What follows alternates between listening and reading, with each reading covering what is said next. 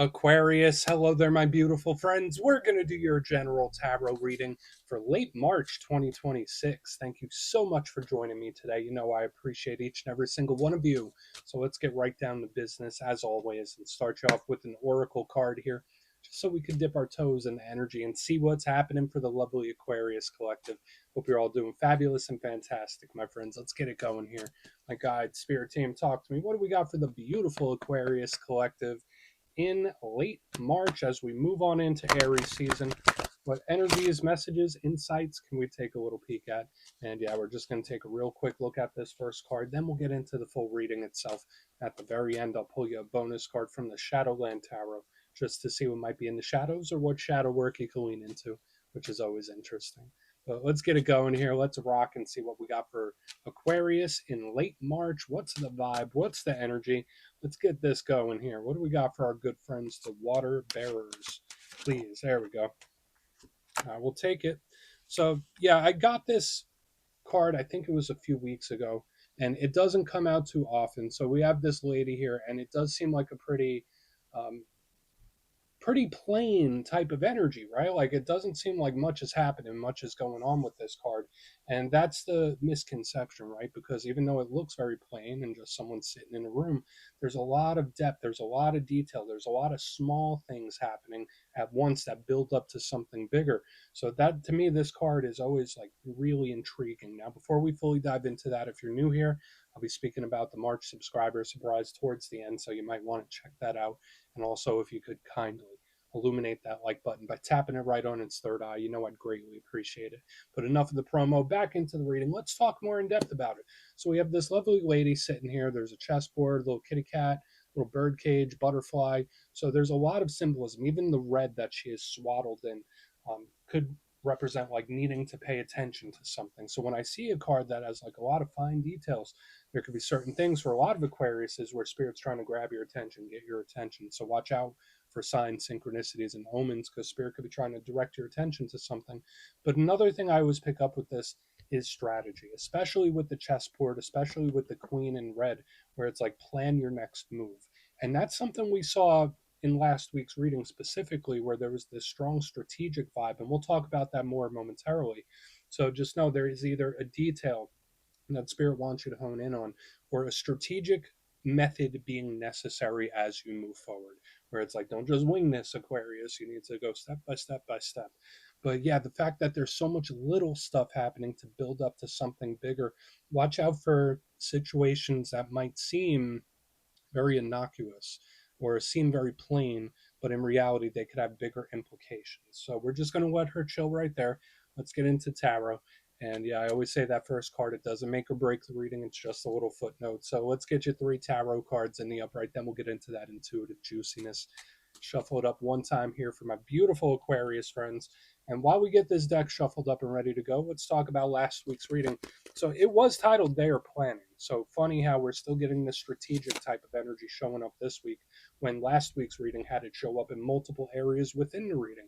So again, whether it was advice from spirit for a lot of Aquarius is where you need to be structured, you need to plan this out, you need to be very particular, or someone you're connected to could be in the planning phase where it's like, I'm planning this out and I will see it through. So I don't know what all this strategy is around you, but we're going to see what shows up this week. As you know, energy is very fluid, never set in stone. So only take this how it hits for you, because we could be seeing your vibe or somebody else's, right? Let's get it going. 3 for Aquarius. What is happening in late March for my good friends, please? Cool. Queen of Swords. This energy is not messing around. Okay, that is one of your power cards as well. We'll talk about her. I like the Queen of Swords. I feel like the energy that she brings forth is like very intelligent, very smart, but it's a no nonsense type of energy, that's for sure. Let's get a couple more. Let's see what we could see. What do we got here for Aquarius? Queen of Cups. So we're getting a lot of people this week. Okay, different. This is definitely a different take. Let's get one more out here. Let's get one more. Thank you. Knight of Pentacles. Why so many people, Aquarius? And again, this doesn't just have to represent people around you, but when I get core cards, it's like, all right, either we're looking at a lot of different people, or these are let's go through. I'll give you some of the classical meanings and archetypes. Then we'll get into that juicy, intuitive stuff. But at first glance, the first thing I always look at is the elements because that really frames the reading, shows us areas that are highlighted or how the energy could be flowing. And luckily, this week you have a nice even mixture. So these could be different situations. We got air, which is your power element, and I always say that. Aquarius, although you are the water bearer, you're technically an air sign. So we have air, water, and then we have earth. So again, these could be different things. When it comes to air, that's the realm of the mind. It's very logical, it's very pragmatic. It represents how we take in information, how we process information. It could represent a search for information. Very strong when it comes to communication. That's going to be a big undertone in this week's reading with all these court cards. There could be something important about communication. Um, I love the logic that I see whenever I get the sword suit. But the downside to swords, it could be a little cold, it could be a little detached, sometimes it could even be mean. Then we have the cups right here in the center. That's the emotional realm. So we have this little back and forth where it's like we have matters of the heart, matters of the mind. So watch out for internal struggles where it's like, I feel like doing this, but logic tells me I need to do that. Now, when it comes to the water, that represents emotional things, emotional attachments, personal relationships, people or situations that we're emotionally invested in. Water is great for that creative thinking, whereas like the air is very much strategy and pragmatic. This one is thinking more outside of the box. So again, it's great for any sort of creative endeavor. Um, the downside that comes to water, it could be a little bit heavy and it could be an energy that overwhelms emotionally. And it could also represent an energy that's here, there, and everywhere. So we need to watch out where it's like this way 1 second, that way the next. On the back end, we have Earth, which is different than all of it combined. Earth speaks more about your regularly scheduled program. So think of feelings of stability and security. Think of daily life, daily routine. Earth deals with money, work, finance, business, investments. All of that's under the Earth umbrella, home and family. So whenever I see Earth, I think of the world that we function in, the world that we live in. The downside to Earth is that it's not as changeable, it's not as go with the flow. Earth energy could sometimes feel stuck. It feels like it's not making a lot of progress and it could be a little frustrating. So let's go through this piece by piece and really start to build it out. Position number one, Queen of Swords. As mentioned, she is one of your power cards. And I always say when it comes to queens, they represent the internal aspect of the suit. So we covered the swords in pretty good depth. So the Queen of Swords, when I see her, if this card in my style is not just representing you, remember it's not gender specific, as mentioned, she's not messing around. Like she is not playing games, no BS. She says what she feels or she says what she means what she says. Like this is not an energy that minces words. Very honest, very straightforward. What you see is what you get. Very strong when it comes to strategy and planning. This is a very cunning type of energy, extremely intelligent. So normally I like this Queen of Swords because it's not going to pull your leg. But the downside to her, yeah, she could be mean. She could be very sharp tongued. So just know in this time you might say a few things you don't mean to say when the Queen of Swords is here. Uh, Sometimes, yeah, there's that aloof, detached aspect that she could show up with. I don't dislike the Queen of Swords at all, but she could sometimes show up when there's serious things at play. So whether there's like a serious situation, a serious warning, something that needs your attention, she'll show up. And she is not messing around. Like the Queen of Swords is here to handle business, right? So we're gonna put her back here by the amethyst. Maybe that'll chill her out a little bit. Moving to the middle, we have a totally different vibe. Even though this is a second queen, we have the Queen of Cups. Now we already have all the air signs, so Aquarius, Gemini, Libra, Pisces, Cancer, Scorpio. Again, it's not gender specific, and queens represent the internal aspect of the suit. So it's like we have the emotional suit and then the inner aspect of the emotion. So this is a double down of all that emotional energy I was speaking about. This is super intense. So if it's something you love, you really love it. If it's something you dislike, you really dislike it. This is like a double dose of that emotional energy, which can be great. As I mentioned, it's great for anything creative, thinking outside of the box. Beautiful, uh, good problem solving. I think this is nice for that. But the downside to the Queen of Cups is that sometimes she could feel certain things so strong that she suppresses them. So she is a big card of like watching out for emotional suppressions because you see the Queen of Swords, she's going to say what's on her mind. She's going to speak her piece. This one, not so much, right? The Queen of Cups will push something down, and it could represent a full expression of emotion or love. So we'll cycle back on her. I always say when it comes to the Queen of Cups, she could hold something in so long until it just overflows. Now, on the back end, we have a much more chill energy overall. We have the Knight of Pentacles. And I always say all the knights, they represent action. So whether it's actions we take or other people take, but they're also messengers and communicators. And we see this Knight of Pentacles, if you're not connected to an earth sign, we shouldn't focus too much on the sign because we have 3/4 of the whole damn zodiac out here. But the Knight of Pentacles is very detailed, slow, steady, meticulous, great when it comes to writing.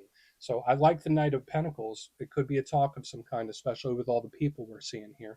Um, but the downside of the Knight of Pentacles, it's an energy that seems like nothing is happening. Seems like something's not moving, something's not working. What's going on here? So we want to see, is this a delay? Is it a stuck energy? Or is it impatience? But I want to dive deeper on all this, Aquarius. Let's do it. Let's jump in and clarify. Okay, let's get a good shuffle here. And yeah, this is where I go intuitive with the message, which means I just tell you how it feels to me. So feel free to do further research or rely on your base knowledge of tarot because, as you know, every single reading is about the reader's interpretation. I'm just giving you mine. Let's go in on that Queen of Swords. Oh, and yes, if you're a reader yourself, please feel free to play along. That's why the box is here. If you're feeling any messages you want to give to Aquarius, you could drop it in the comments. I don't mind at all. Okay, why is that Queen of Swords here? What has she got going on? Thank you. Okay. Yeah, this feels like unfinished business. Okay. Yeah. So we have the Six of Swords in reverse. It's like, no, no, no, no, not so fast. Like, I'm not done saying my piece about this, or no, this still needs to, we need to circle back on this one. Um, the Six of Swords, usually in the upright, it's moving forward, it's calming down, it's evening out. So when I see the Six of Swords in reverse, either it's like we're returning to something or something is popping back up, or this is an energy where it's like, no, no, no, we're not finished yet. We're not finished yet. There's more we still need to do. There's more we need to cover. So for some Aquariuses, that could even be advice from spirit, where it's like, listen, don't rush something. Make sure you're being very detailed, very meticulous. We've been getting that here as well. But the Six of Swords in reverse is like, no, we're gonna touch base on this again. We're gonna talk about this again because there's something about it that feels like unfinished business or an unfinished situation. So whether it is something that spirit wants you to touch base on again, or just something you feel like you need to. So it's like we have this interesting mixture of things returning and popping back up, but this unfinished situation or business. That's the main vibe I'm picking up here. Because what I've got as soon as that card showed up was like, no, no, not so fast. We're not done yet. Like, that's not done yet. We still need to talk about this, this, and this. So we're going to keep moving. I think it's very straightforward. We're going to see what's up with the Queen of Cups because I feel like there's more here. So why's the Queen of Cups here? So yeah, watch out for any situations you might have where you feel like you need to follow back up with it, or there's just something about it that feels unfinished. And I've been seeing that a little bit in the personal readings I do for Aquariuses. So it's funny that this shows up in the general because I've been seeing that recently. But let's go in on the Queen of Cups quick. This is a very soft, meek type of energy. So we have the Hermit in reverse. You know, like if you're going to go swimming and you want to test the water and you like dip your toe in the water just to see how cold or how warm it is, that's how it feels to me. And it's like a very soft approach that I'm picking up here. Now, the Hermit in reverse is an energy that's coming in, that's an energy that's coming at you. So when I see it underneath the Queen of Cups, it's like very charming, very flattering. It's an energy that feels non-confrontational. Whereas like this one is strong. It's about its business. This one in the center is a charmer, and it just feels non-threatening to me, which that could be a good thing for some of you. Watch out for smooth talkers, and this time that's another thing for some Aquariuses. Or again, that could be advice from spirit, where it's like, okay, you could go this way or you could go that way. There's something about this that feels smoother and much more non-threatening. So when it comes to the Hermit, Virgo energy. Usually it's retracted, pulled back, very private, very isolated type of energy. So, like when I see it in reverse under the Queen of Cups, it's an energy that's coming forward, but coming forward very softly, slowly. And it's like testing the waters. So, if we are seeing certain things here around talks, communications, or messages, which we might, especially with the Knight of Pentacles, there's this energy where it's like, I'm testing the water here first. So this could be advice from spirit, like before you fully jump in Aquarius, just make sure you see how warm it is or how cold it is. So we're going to keep moving. So test the water before you jump in. Okay. or that's what someone's going to be doing. I mean, the energy comes through like very non-confrontational, non-threatening. What's going on the Knight of Pentacles? And we'll do a quick recap before we get into the shadow. So why is this Knight of Pentacles here? What's going on? Thank you. Yeah. Okay. So this to me feels like a talk or a conversation of importance or seriousness that has it's like been in the works for a long time now. Okay, so we got the Two of Wands in the upright underneath this Knight of Pentacles, and this fits that big theme that I've been seeing like last week, even this week with the Oracle card. This is a huge card of planning and strategy. So when I see the Knight of Pentacles with the Two of Wands, it's like, okay, we need to look at this closer. We need to look at this again. So there might be certain things, situations that are unfinished that need another look, need another set of eyes. So whether that's with work and business, whether it's personal relation, there's something that needs to be double checked, where it's like double check your work, follow up on this, because there's something about it that's unfinished. But aside from that, if we are talking about an important or serious talk, it's like, no, this is a long time coming. So whether it is someone planning the approach, or whether it's like when I speak to this person, this is what I want to go in and say, because I get this, it's almost like a prepared speech.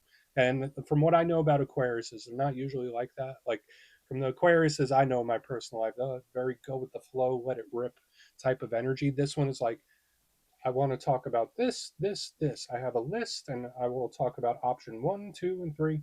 So it's like someone that has a plan on what they want to discuss. So again, nothing wrong with that. I mean, if you have earth placements, that might make you feel better if you know what you want to say before you say it. But yeah, there is this important or serious talk that's been a long time coming.